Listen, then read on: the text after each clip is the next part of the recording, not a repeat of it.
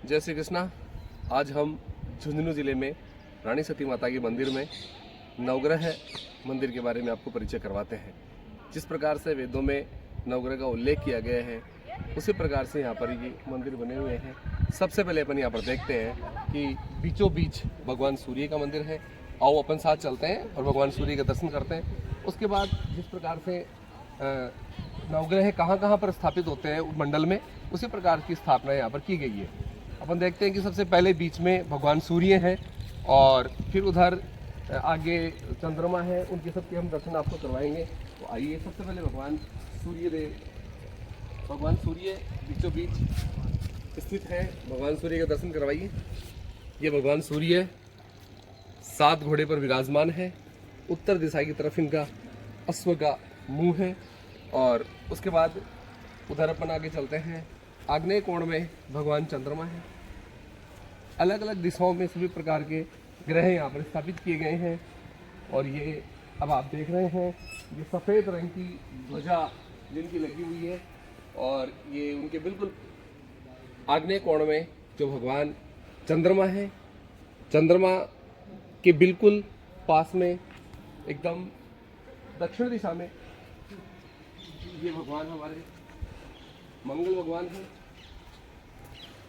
बिल्कुल दक्षिण में त्रिकोण इनका जो आसन है वो भी जैसे त्रिकोण बनाया गया है। त्रिकोण बना करके और भगवान मंगल की मेंढे पर, मेज पर प्रतिमा बनाई गई है। बहुत ही सुंदर प्रतिमा है। अब अपन देखते हैं उधर ईशान कोण में भगवान बुद्ध, जिनकी ध्वजा हरे रंग की लगाई गई है। इस प्रकार की भगवान बुद्ध के अपन दर्शन करेंगे। और उसी क्रम में अपन जैसे जैसे जो देवता जहाँ जहाँ पर स्थापित हैं ग्रह, उन ग्रहों के अपन दर्शन करेंगे।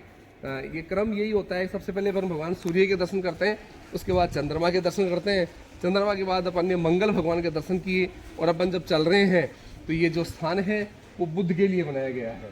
बुद्ध का जो निशान होता है, बुद्ध की जो आकृति होती है, उसके अनुरूप भगवान बुद्ध जो है शेर पर विराजमान है। और यहाँ बुद्ध भगवान का जो मुंह किया गया है वो उत्तर दिशा की तरफ है, मुख इनका। और शेर पर इनकी प्रतिमा है और शेर पर ये विराजित है। और हरे रंग की इनकी ध्वजा लगा करके यहाँ पर भगवान बुद्ध को प्रदर्शित किया गया है। भगवान बुद्ध के पश्चात अपन बृहस्पति का दर्शन करने का नियम होता है, तो अपन भगवान बृहस्पति का दर्शन करेंगे। बृहस्पति की जो प्रतिमा है वो पीपल के पेड़ के नीचे है। और यहाँ पर अपन देख रहे हैं पीले रंग की ध्वजा, जिनकी पताका पीले रंग की है। और इनकी सभी पताकाओं पे इनकी आकृतियां बनाई गई है। जैसे बृहस्पति की आकृति वर्गाकार होता है, तो वर्ग इनके ऊपर बनाया गया है।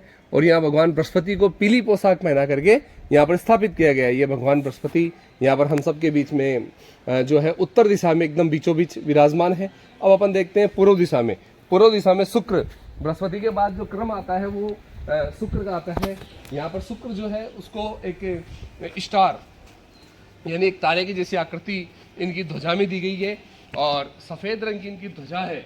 और इनकी ध्वजा के बिल्कुल नीचे ये एक मंदिर है। और इस मंदिर में ये जो भगवान शुक्र है ये एकदम सफ़ेद रंग की पोशाक पहना करके, और ये सफ़ेद ही मंदिर है। इनके पत्थर भी एक विशेष डिज़ाइन से तैयार किए गए हैं। जिन जिन ग्रह का जो जो रंग होता है उसी रंग के आधार पर इनके पत्थरों का चयन किया गया है। और पत्थरों का चयन करके, जैसे बृहस्पति भगवान के जो पत्थर हैं मंदिर की वो पीले रंग के हैं, चंद्रमा के सफ़ेद रंग के हैं, शुक्र के यहाँ पर सफ़ेद लिए गए हैं, बुद्ध का हरा रंग लिया गया है। इन पत्थरों की, इनकी पताकाओं की और इनकी जो आकृति है उनकी और इनका जो मूर्ति है उनके सबका रंग ग्रहों के आधार पर लिया गया है। बहुत ही सुंदर, भव्य और दिव्य मंदिर नवग्रह का अपन देख रहे हैं। और नवग्रह मंडल के हिसाब से यहाँ पर स्थापना की गई है। चलिए अपन चलते हैं भगवान शनि के दर्शन करने के लिए। और इन नवग्रहों के जो जितने भी वृक्ष होते हैं सबके अलग अलग वो वृक्ष भी यहाँ पर हैं। उदुम्बर भी है, पलास भी है, यहाँ पर क्या बोलते हैं, पीपल भी है। और ये अर्घ का पौधा भी यहाँ पर लगाया गया है।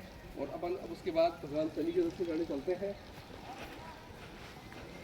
यहाँ विशेष प्रकार से जो शनि की ध्वजा है वो नीले रंग में बनाई गई है। और भगवान शनि की प्रतिमा की जो रंग दिया गया है वो भी यहाँ पर नीला रंग दिया गया है। और इनके जो पत्थर है उनकी डिजाइन भी काले रंग के पत्थरों के साथ बनाई गई है।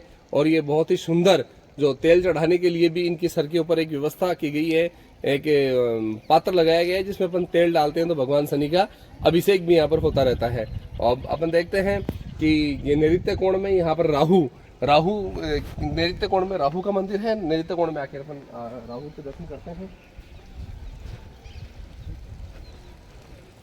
जैसा कि अपने शास्त्र में राहु के लिए काले रंग का प्रयोग किया गया है, वो वैसे ही काले रंग का प्रयोग यहाँ पर भगवान राहु के लिए किया गया है। अपन देख रहे हैं ये भगवान राहु है और ये राहु भगवान जो है वो काले रंग के पत्थर से बनाए गए हैं और इनकी जो प्रतिमा है वो शेर पर बैठे हुए और हाथ में एक तरफ खड़ग और त्रिशूल लिए हुए भगवान राहु काले रंग के पत्थर में यहाँ पर, जैसे नवग्रह मंडल में नैऋत्य कोण में राहु होते हैं उसी प्रकार से नैऋत्य कोण में यहाँ भी राहु स्थापित किए गए हैं। और उधर अपन चलते हैं वायव्य कोण में।